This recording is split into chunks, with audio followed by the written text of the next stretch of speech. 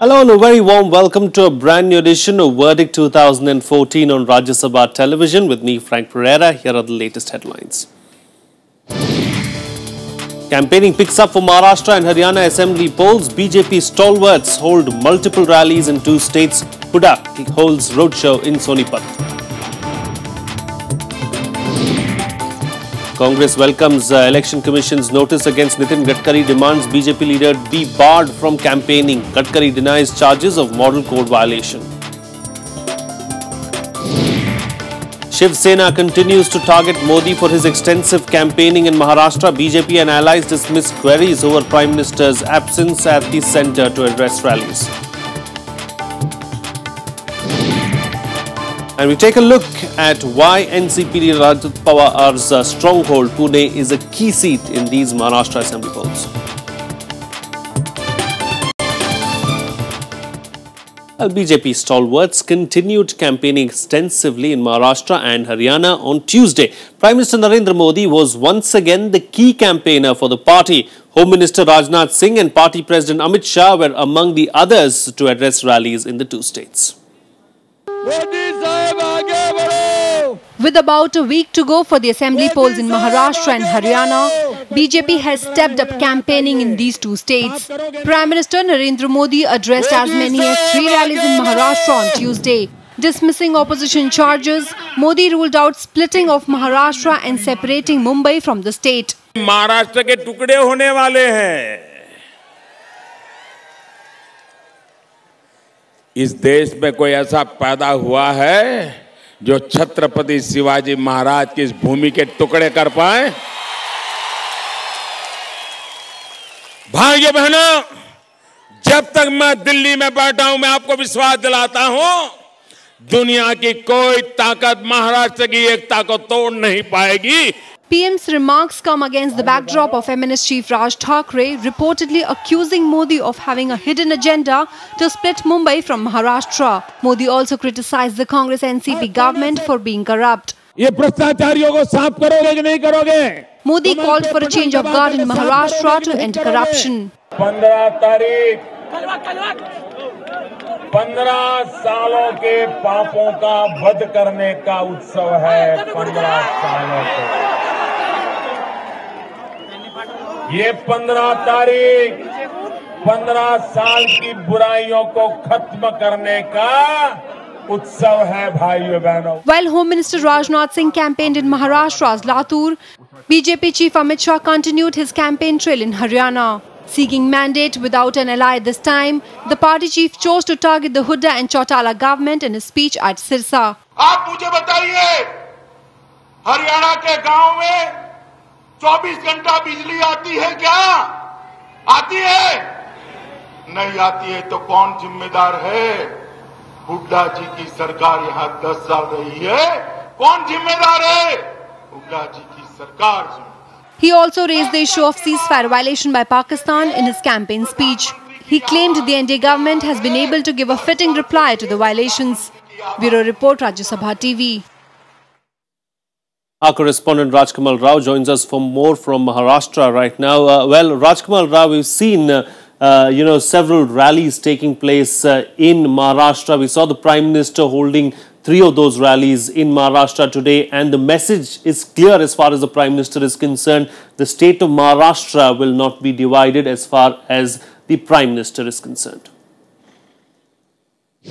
Frank, in these Prime Minister speeches, Vidarbha is not an issue because Prime Minister's reaction was to the Raj Thakray's remark of BJP trying to divide Mumbai from Maharashtra. So Vidarbha's separate statehood issue doesn't occur in the speech, but dividing Maharashtra has always been a case for all these political parties. In fact, in Lok Sabha elections, MPs like Nitin Gadkari and Vilas Baburao Muttiwar have promised a separate state to Vidarbha region, so that is not part of this division. So they are talking about Mumbai division because where MNS and Shiv Sena have maximum stronghold in areas where municipal corporations, Shiv Sena is holding stronghold, and MNS also has some municipal corporations in its area. So BJP is directly targeting MNS because they are anticipating that MNS may cut votes of BJP and Shiv Sena, which may go in favor of Narendra Modi's way, but they want to protect protect these votes and go ahead in the polls. So that is why these attacks and counter-attacks are happening, especially relating to Mumbai, Frank. Indeed, of course, we've seen attacks and counter-attacks as far as Mumbai and Maharashtra on the whole are concerned. But if you look at campaigning in the state, campaigning certainly seems to have picked up, and it's only going to go up another notch, isn't it? Because the elections are just a few days away now. Frank, every chief minister is here. Vasundhara Sindhia and Goa Chief Minister Manohar Parrikar. Everyone was in Mumbai, and Sushma Swaraj, and every leader is in Mumbai because Mumbai is mini India. Every state, people from several parts of the country have settled here, so their votes are crucial. In a five-way contest, even 10 votes matter for these political parties because assembly constituencies in Mumbai generally have 4 lakh votes. So even a 200 votes difference can impact heavily on these political parties. So parties trying to woo these voters settled from different parts of the country is common because even Congress chief ministers, former Congress chief ministers are trying to campaign in the state because Rahul Gandhi is already scheduled to come tomorrow. Sonia Gandhi may expected to arrive in Mumbai in Maharashtra in a day or two. Even other parties, regional forces which were part of earlier Third Front are also trying to campaign and gain some support for these parties because everyone is looking for a post-poll alliance. So they want some votes which can cut across all political parties and give them victory. All right, do stay with us. Rajkamal Rao will come back to you ahead on the show and get a perspective from you from another story as well. For the time being, of course, let's move on now. Prime Minister Narendra Modi faced criticism from Shiv Sena for his busy campaign schedule. In its editorial mouthpiece, Samna, Shiv Sena questioned why the Prime Minister chose to hold rallies in Maharashtra instead of being in Delhi to do his job. The criticism comes a day after Sena accused Modi and his party of backstabbing it by ending a 25-year-old alliance. Shiv Sena has pointed a fresh set of barbs at former ally BJP, questioning why its star Prime Minister Narendra Modi has to miss his work in Delhi and address rallies in Maharashtra. In an editorial in its mouthpiece Samna, the party said, and I quote, "If Modi had mass appeal as projected by the BJP, instead of 25 to 30 campaigns in Maharashtra, he would have sat in Delhi and appealed for votes, and people would have definitely listened to him." Unquote. Sena's taunts about Prime Minister Modi's multiple rallies in Maharashtra appeared in tandem with similar comments by Raj Thackeray. Raising questions over Modi's whirlwind Maharashtra campaign schedule, he alleged that there is a larger design in it. The views found support in other parties too, but BJP and its allies dismissed the questions, saying they do not merit a serious thought. I think what Raj has said is substantially true. The Prime Minister has great responsibility of saving the nation, and more particularly when there is a constant violation of ceasefire at the border. What is he doing here by hopping from one place to another in Maharashtra for trying to catch votes? You see, this is not, he must have his own priority. Raj Thackeray ji की इसी प्रकार के वक्तव्य उन्होंने लोकसभा के समय भी दिए थे और जनता ने उनकी क्या हालत की ये उन्होंने देखा है। अगर वो भूल गए होंगे तो जनता वापस उनकी वही हालत करेगी। मुझे लगता है कि भाई राज ठाकरे के स्टेटमेंट को बहुत ज्यादा सीरियस लेना मुझे ठीक नहीं लगता है, क्योंकि राज ठाकरे जी हर नेता की टिंगल करते, हर नेता की नकल करते हैं। ऐसे नकल करने वाले नेता ने नाटक में काम करना चाहिए। Last week, during a campaign rally in Maharashtra, Modi vowed that BJP will not speak against its former ally Shiv Sena in the poll campaigns out of respect to its founder Bal Thackeray. The stand reportedly sparked Shiv Sena's angry reactions. Both parties decided to part ways last month after failed talks on seat sharing for the assembly polls. Bureau Report, Rajya Sabha TV. Well, ahead of the upcoming assembly elections, Congress leader Deepinder Singh Hooda held several public meetings in Sonipat on Tuesday. He held a roadshow to campaign for his party's candidate from the region, Jai Tirth Dahiya. Here's a report. Seeking a third term for his father, Chief Minister Bhupendra Singh Hooda, Congress leader Deepinder Singh Hooda held a roadshow in Haryana on Tuesday. Addressing the gathering, he urged the people to support his party to form the next government. अगर आपको ये लगता है कि चौधरी भूपेंद्र सिंह हुड्डा जी ने पिछले 10 साल से एक अच्छाई की, भलाई की और ठीक नीयत से काम किया है, तो आप हमारा साथ दो। अगर आपको लगता है कि भाई उन्होंने बुरा करने की नीयत से काम किया है, तो आप बेशक से जिसका जिक्र है उसका साथ दो। Hooda was campaigning for his party candidate Jai Tirth Dahiya from Sonipat's Rai Assembly constituency. He highlighted the achievements of the Hooda government during its 10-year rule. पिछले कुछ वर्षों में कोशिश हुई पूरे प्रदेश में किसान को, गरीब आदमी को मजबूत करने की कोशिश हुई है, हर गांव तक विकास को लेकर जाने की कोशिश हुई है। The party has promised various soaps and schemes for the farmers and people belonging to the economically weaker sections. The party will be looking to turn around what was a disastrous Lok Sabha performance in the state. Bureau Report, Rajya Sabha TV. Well, the Election Commission of India has issued a notice to Transport Minister Nitin Gadkari for allegedly inducing the voters to take bribes. The Commission has vowed to take action against him if he doesn't clarify on his statement by Wednesday. While opposition parties have welcomed the poll panel's move, the BJP has downplayed the charges. Transport Minister Nitin Gadkari, a key campaigner for the BJP in the forthcoming Maharashtra Assembly elections, is facing charges of model code violation for allegedly asking voters to accept bribes.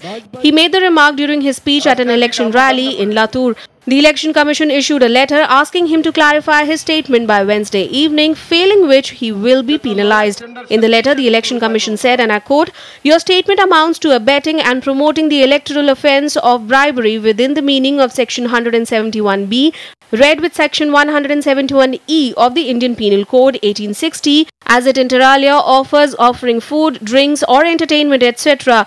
And whereas the Commission is prima facie of the opinion that by making such a statement you have violated the Code of Conduct." Opposition parties have welcomed the step taken by the poll panel. Congress has demanded Gadkari should not be allowed to campaign. Nitin Gadkari को चुनाव आयोग ने जो notice दी है वो भी पर्याप्त नहीं है।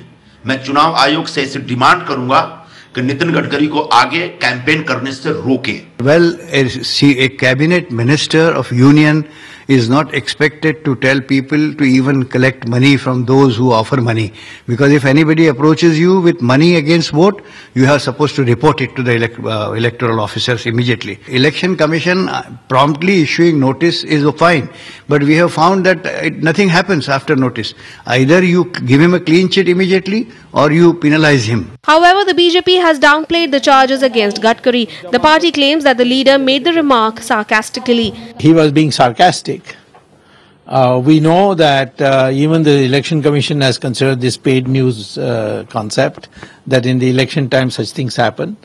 And in a joke, if the Election Commission doesn't have a sense of humor, or the people who have complained don't have a sense of humor, we don't have to take it seriously. There's no substance in it at all. The Election Commission has sent Gadkari copies of the CD carrying his speech along with the translated version of the operative portion of his Marathi speech in English. Speaking to the media, Gadkari himself denied the charges, but he will have to defend himself before the Election Commission to escape punishment. Bureau Report, Rajya Sabha TV. Moving on now, 5 candidates contesting the October 15th Assembly elections from Panchkula Assembly seat in Haryana have been issued notices by the election returning officer concerned. Discrepancies were reportedly found in their entries in the records for campaign expenditure. The 5 candidates pulled up included those from the INLD, Congress, Haryana Janhit Congress, BJP and BSP. The district election officer said discrepancies were found in the expenditure registers of the 5 candidates in which they are supposed to make daily entries regarding expenses incurred in election campaigning.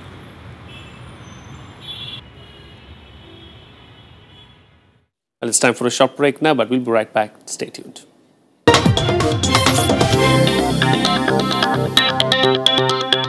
Welcome back. You're watching Rajya Sabha Television. On to our district profile of the day. Now, Maharashtra's cultural capital, Pune, with a unique rural-urban population mix, is in election mode. It's likely to be a tight contest between the Congress, NCP, BJP. Good governance and development are the big issues of the day. Our correspondent Rajkamal Rao has more.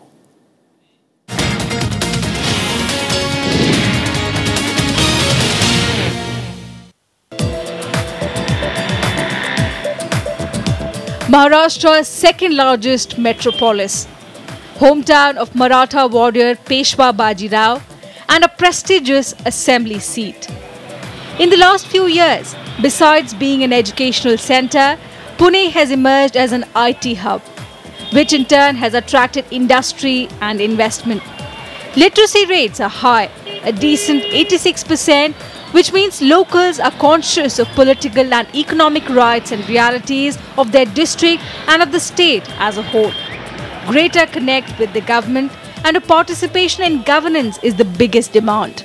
The administration is doing their job. As citizens, we need to just support them and we need to be with them. I think it is done time that they are working independently, we are working independently. It is a common platform that we need to share right now. Pune boasts of being Maharashtra's second most developed district with the biggest municipal corporation in the state after Mumbai. The district has 21 assembly segments. NCP, which has a stronghold in the Baramati region, presently has 7 seats, including the home seat Baramati of Deputy Chief Minister Ajit Pawar. Congress has only 4 seats in the constituency. The BJP-Shiv Sena alliance won 3 seats each last time. And other parties have the remaining 4 seats in the outgoing assembly. But that was when it was a bipolar contest. The Congress NCP on one side and the BJP teaming up with the Shiv Sena on the other. Experts say the fact that there are no alliances this time may signal some turnarounds. Because it is a 4-way division in the politics of the state, the focus of parties would be more on identity questions rather than concrete questions of people's lives on an everyday basis. I don't see that any party has really any game plan or any really policy perspective as to how to handle a balance between urban and rural and how to handle the question of industry versus agriculture. So that would be a great disappointment that even when you have 4 parties and many more contestants in the elections, real issues of the people are most likely to be sidetracked. Political watchers expect a tough fight between the Congress, NCP and the BJP, with all 3 parties fielding former ministers. Availability of drinking water and sanitation are the biggest civic issues. There are rising calls for a cleaner city. The election also revolves around party leadership. The NCP projects Ajit Pawar as its Masiha, while the Congress is using the Chavan face for support.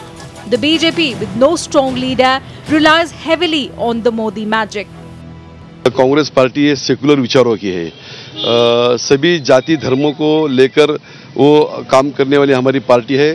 Party के सामने कोई जात धर्म की बात होती नहीं है, सिर्फ इंसानियत की बात होती है, मानवता की बात होती है और कॉमन पब्लिक का, कॉमन आदमी का विकास करना, माइनॉरिटी हो, शेड्यूल कास्ट हो, आदिवासी हो, ओबीसी हो, स्लम हो या सोसाइटी हो, सभी का विकास करने के लिए हमारी पार्टी की विचारधारा है और उस अनुसंधान से हम काम करते हैं। पुणे की समस्या बहुत बढ़ गई है, उसमें कुछ पब्लिक ट्रांसपोर्ट है, स्लम में हमारे 42% लोग रहते हैं, हमारी नदी वो बहुत खराब हो गई है, उसको स्वच्छ करना है, हमारा पर्यावरण बिगड़ गया है, पानी का, वाटर का मैनेजमेंट अच्छा नहीं है, ऐसे बहुत प्रॉब्लम है, सुवेज ट्रीटमेंट प्लांट, वो सभी जो प्रॉब्लम्स है उसको छुड़ा के हमने ये भी एक वचन दिया है कि पुणे को स्मार्ट सिटी में कन्वर्ट करेंगे।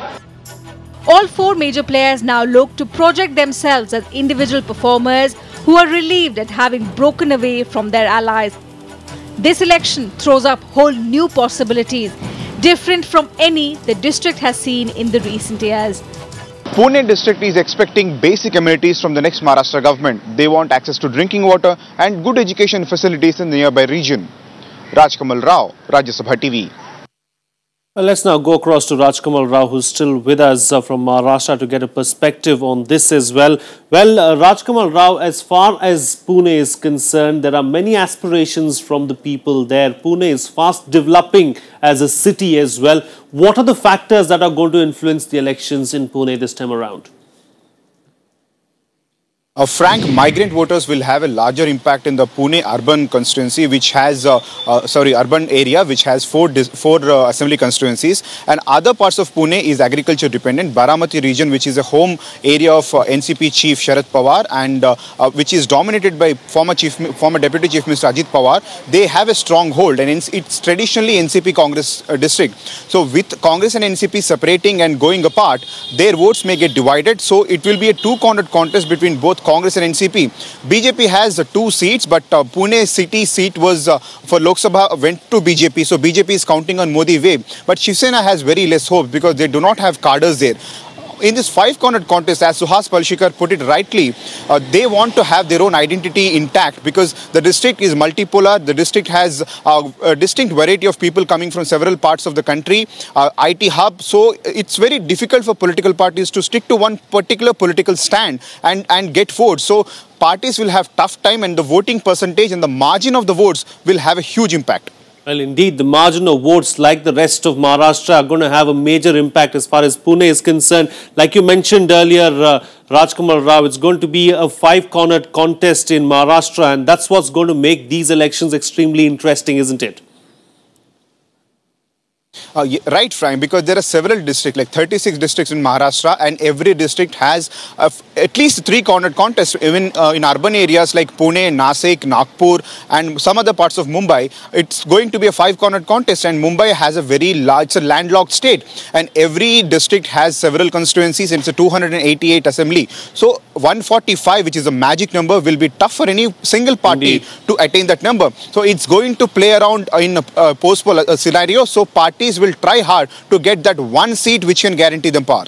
All right, Rajkamal Rao, will have to leave to that. Thank you so much for joining us there with all those details. Now, known as the education city, Wardha in Maharashtra is expecting investments in private sector. The district lacks basic infrastructure for employment generation. People want the government to establish industries to generate employment. Here's a report.